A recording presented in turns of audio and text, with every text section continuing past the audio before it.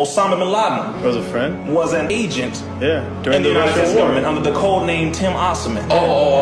With the Russians. Yeah, the Russians, they in needed to get Afghanistan. in Afghanistan. They wanted to get the Russians out of Afghanistan. They called on Osama bin Laden. And he said, okay, fine, I'll help you to get them out. And they gave agreements, they gave him money, they gave him intelligence information. The moment that happened, he got him out. He said, okay, good. Well, where's the end of your bargain? They said, forget this. We're not going to give you nothing. And that's what happened. And he turned on America. Same thing with Saddam Hussein. Saddam Hussein was a friend of America. He was a good friend of the Bush family. They gave him money. He actually was built into a military power with over $80 million. They did that for Saddam Hussein. He was given the key to the city of Detroit. I mean, let's be real here. What? Which is a part of the history of why we have beef with Iran as well. Come because on, we bro. helped fund the Iran-Iraq War. Come on, brother.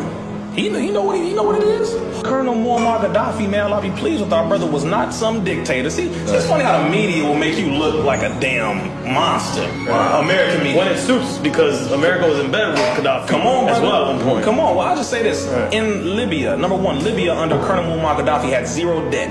They had free education, free health care. If you wanted to go to school abroad, they would give you the money and pay for the tuition, and they would pay for your room and board. When you got married, they would give the family $5,000. If you wanted to own a farm, they would give you all the tractors, all the seeds, and the land to till that farm.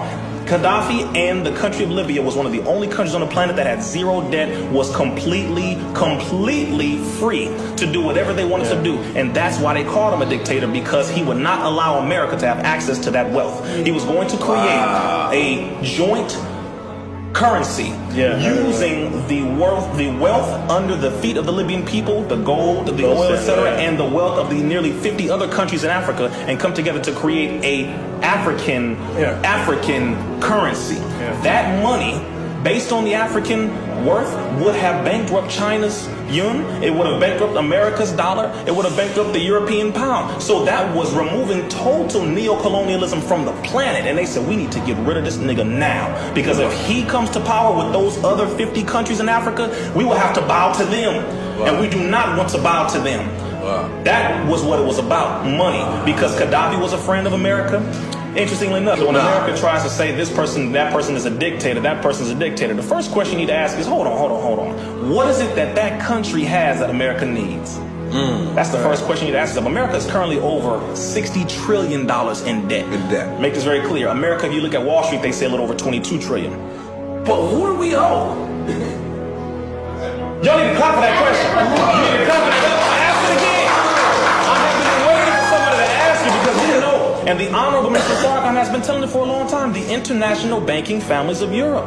You're talking about the Warburgs, the DuPonts, the Rothschilds. You're talking about the Carnegies. You're talking about those people who the Rockefellers. They own America after 1913 with the creation of the Federal Reserve. The Federal Reserve Act came into existence, and they literally are a gangster group that has nothing to do with the Constitution whatsoever. They took over the monetary printing of the money in America. That's only supposed to be given to Congress. They took over the continuous economic manipulation of America. So anything that happens in America goes through the international banking families of America, or Europe, pardon me. And they own America. They own most of the world. And that's who America owns. Exactly.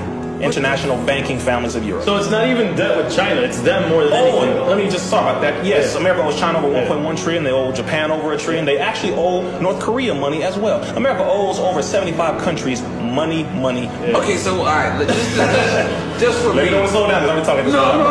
Just for me, because I really don't know this shit. So what do? They go and say, yo, let me borrow $1 trillion? Is that how it They're goes like down? a humongous credit card to the world. America is the biggest whore in the world. God damn it. The biggest oil junkie in the world. Okay. So America Those goes. are whores now, so you know. Yeah, I had to say whore. Talking about America's bigger yeah. than Lucia from my hood.